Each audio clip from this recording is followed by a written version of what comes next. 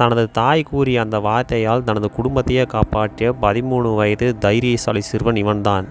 அப்படி என்ன நடந்தது பார்க்கலாம். ஆஸ்திரேலியாவில் புகழ்பெற்ற கடற்கரை ஒன்றில் தனது குடும்பத்துடன் பொழுதை போக்க ஒரு படகில் விளையாடி கொண்டிருந்தார்.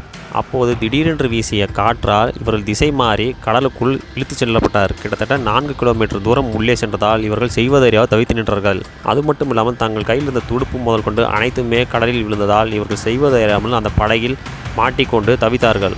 அப்போது தாய் இனிமேல் நம்மால் காப்பாற்ற முடியாது, நாம் தப்பிக்க முடியாது என்று பயத்தில் இருந்தார்.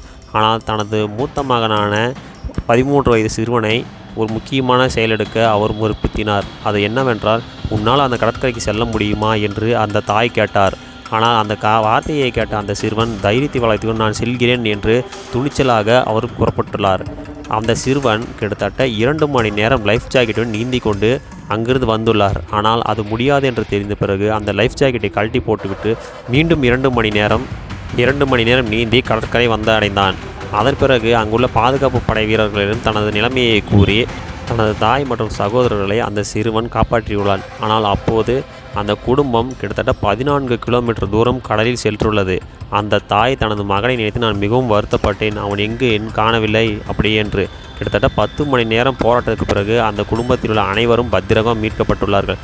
இப்போது எனது தாய் அந்த வார்த்தையை கூறியதால் நான் தைரியமாக அங்கிருந்து வந்தேன் என்று அந்த சிறுவன் கூறினான்.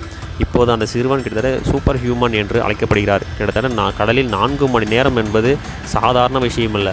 இப்போது தனது குடும்பத்தை காப்பாற்றி உலகில் மிக பிரபலமான சிறுவனாக திகழ்கிறார்.